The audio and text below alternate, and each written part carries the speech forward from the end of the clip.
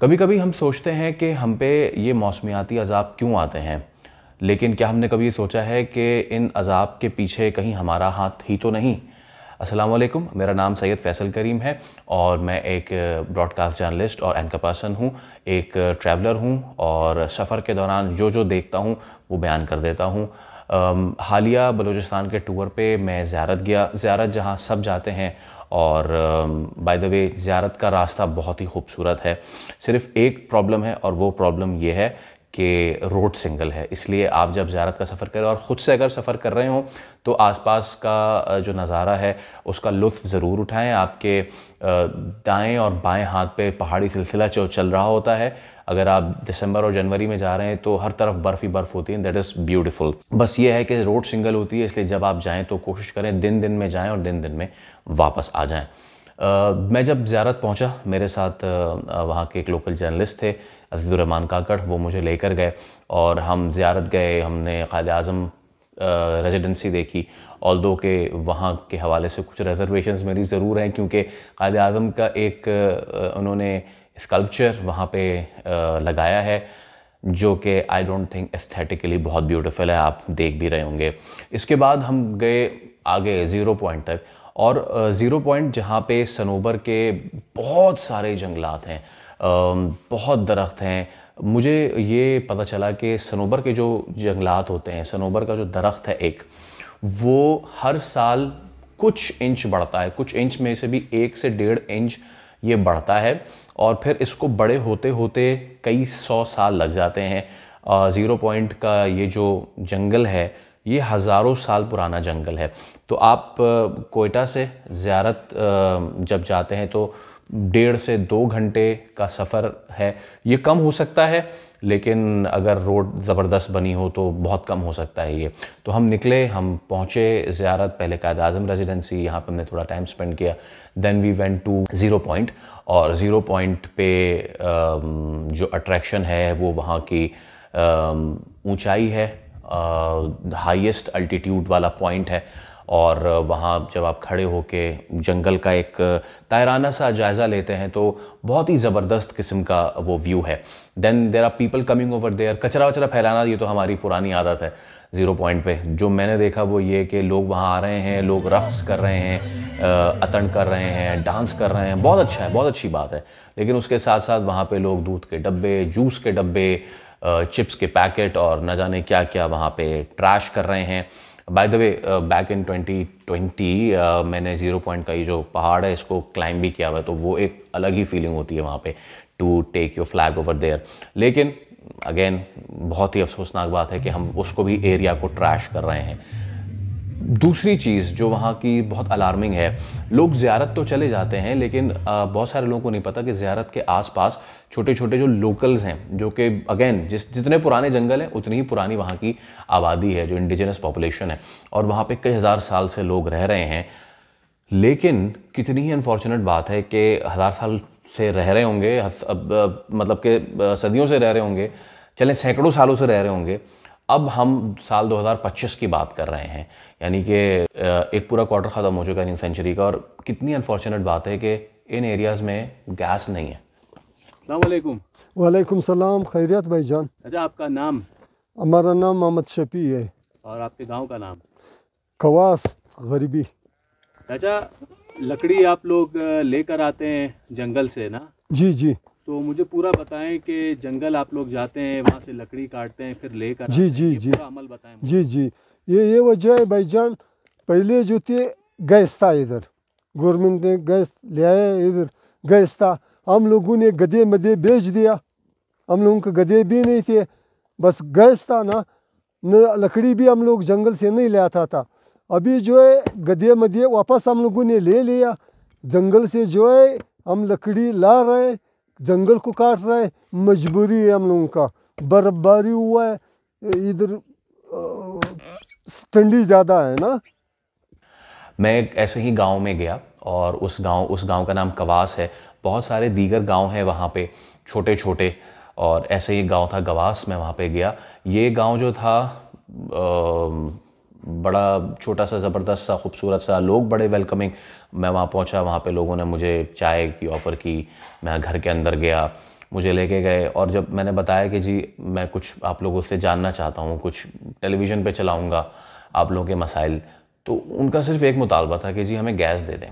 अब अंडरस्टैंड करें कि आज के इस दौर में जहाँ पे अमेरिका माशी पाबंदियाँ या माशी महसूलात जो है आयद कर रहा है on Chinese and Mexican products, China जो है इन रिटर्न चैट जीपीटी के डीप सीक बना रहा है, एक टेक्नोलॉजी वॉर है, एक ट्रेड वॉर है, एक आउटर स्पेस वॉर है, हम गैस को रो रहे हैं। सबसे तकलीफदेह बात यह है कि ये जंगलात, अब इनका कनेक्शन क्या है आपस में, ये जंगलात जो कि हज़ारों साल पुराने जंगलात हैं, क्योंकि गैस नहीं है इन एरियाज़ में और जो लोग ज़ियारत गए हैं हमको उनको पता है कि कितनी सख्त और हार्श विंटर्स होते हैं वहाँ पे। इन विंटर्स में आपके पास गैस नहीं है, आप पानी गर्म नहीं कर सकते, आप खाना नहीं बना सकते, आप वज़ू के लिए पानी गर्म नहीं कर सकते, दीगर ज़रूरियात के लिए you don't have hot water, warm water, you don't have warm rooms. कमरों को गर्म रखने के लिए, पानी को गर्म करने के लिए ये वही जंगलात काट रहे हैं जो बहुत मुश्किल से ग्रो होते हैं।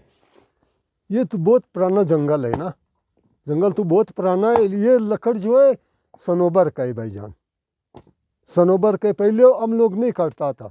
अभी जो है हम लोग का मजबूरी है, गैस नहीं है ना, ये सनोबर का लकड़ ये नहीं है भाई काट रहे, गिला है, बिल्कुल गिला भी है, ये झूठ नहीं है। हम लोग लाते हैं गधे, हम लोगों का पहले नहीं थे गधे, हम लोगों ने बेच दिया, वापस हम लोगों ने गधे ले लिया, हम लोग गधे पे ला रहे, 3-4 घंटे का सफ़र है, पहाड़ से ला रहे। ये बहुत ज़्यादा टाइम मांगता है ना, ये जल्दी बड़ा नहीं होती है।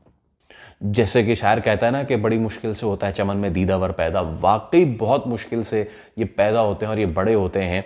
और अकॉर्डिंग टू लोकल्स इतने दरख्त यहाँ कट चुके हैं कि इसका आधा हुस्न मांद पड़ चुका है।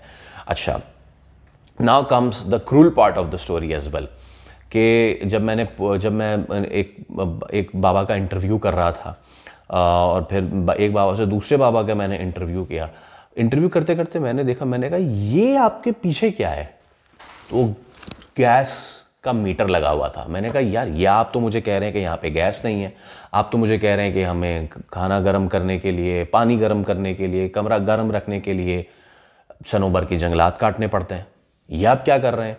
तो उन्होंने मुझे बताया जी यहाँ पे गैस का मीटर, गैस की लाइन, इवन गैस का बिल भी आता है, गैस नहीं आती इसमें। गैस तो बिल्कुल तकरीबन 2018 से मुकम्मल गैस बंद है, गैस नहीं आ रहा है।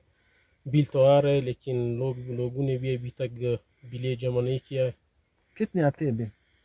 बिल तो अभी लाखों में आ रहा है, क्योंकि 3-4 साल से आ रहा है, कोई भी तकरीबन बिल जमा नहीं कर रहे, क्योंकि गैस नहीं आ रहा है, खाली बिल आ रहा है ना, ये मीटर लेने खाली पड़े हुए हैं। कभी कभी गैस आता है? नहीं कभी भी नहीं आते हैं, खाली पड़े हो। 2008 किसले जाए बियाने दरा का भाई मिट्रानागा टाइम लगे दरी दी गैस नाराजी गैस नस्ता बिल्कुल गैस नस्ता बिल्कुल 2008 किसले जाए गैस जलजला से जलजले बे सलूर पिंजमिया से बराखल है मैं मुझ गैस मुश्तरी नफ्ता वाली। अब ये जो कहानी है ये बड़ी इंटरेस्टिंग है कि गैस जो है वो कभी आई थी 1990s में यहाँ पे, जब ये मीटर लगे थे यहाँ पे। ये हमारी ही दुनिया के, हमारे ही मुल्क का, हमारे ही एक सूबे का एक गांव है जहाँ पे कभी बिजली और गैस आए थे, ये सहूलियात आई थी, लेकिन वो अब नहीं है। और इस क्रूल स्टोरी के जो क्लाइमेक्स है वो बहुत ही इंटरेस्टिंग है। यहाँ पे जो एक लड़की थी, जुनैरा बीबी उनका नाम था, और वो तालीम भी हासिल कर रही थी। उन्होंने बताया कि अभी 25 दिसंबर को यहाँ पे वज़ीर आला आए थे, और जब भी कोई वज़ीर आला या कोई बड़ा आता है, उन्होंने मुझे कहा कि कोई बड़ा आता है तो यहाँ पे गैस आ जाती है। जैसे अभी 25 दिसंबर गुजरा है, 25 दिसंबर पे यहाँ पे सरफराज भुगटिया आए तो गैस कहाँ से आ गया? जब वो आए थे तो गैस भी आया था, बिजली भी आई थी, ज़ियारत अमेरिका बन गया था, लेकिन अब कुछ भी नहीं है। उनके जाने के बाद ही सब कुछ ख़त्म हो गया, अब कुछ भी नहीं है। आप देख सकते हैं ना गैस है ना बिजली, हम लोग आग जला रहे हैं, बहुत मुश्किल से हमारा गुजारा हो रहा है। कैन यू इमेजिन कि आज के इस दौर में 2025 में हम इतने डिप्राइव्ड हैं, हम इतने महरूम हैं इन बुनियादी सहूलियात से।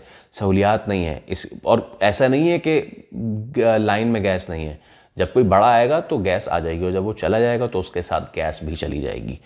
और उसके बाद क्या होगा? उसके बाद ये होगा कि हार्श विंटर्स को गुजारने के लिए लोग जाएंगे। अब आपको पता है कि इनको ये जो जाते हैं, ये गधों पे जाते हैं, 3-3 4-4 घंटे या ऊपर जंगलों में जाते हैं, फिर इसी तरह नीचे आते हैं। पूरा पूरा दिन इनकी ज़िंदगी, सोचें इनकी ज़िंदगियों का एक बहुत बड़ा हिस्सा, यानी कि 1/3 ऑफ देयर होल ईयर लकड़ी काटने, लकड़ी जलाने, लकड़ी काटने, लकड़ी जलाने में सर्फ हो जाता है।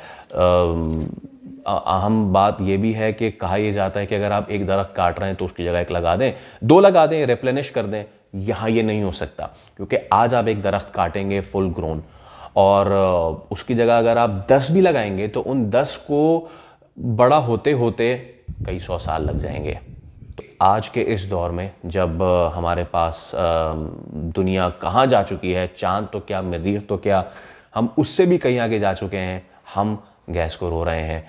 हम दुआ कर सकते हैं कि हुक्काम बाला को थोड़ी सी तौफीक हो जाए और वो कवास और कवास जैसे दीगर ज़ियारत के छोटे छोटे गांव, उन तक गैस पहुंचा दें, ताकि ये लोग जो अपनी साल का 1/3 हिस्सा सिर्फ लकड़ी काटने और लकड़ी जलाने में लगा देते हैं, कुछ प्रोडक्टिव कर सकें और इस मुल्क के काम आ सकें।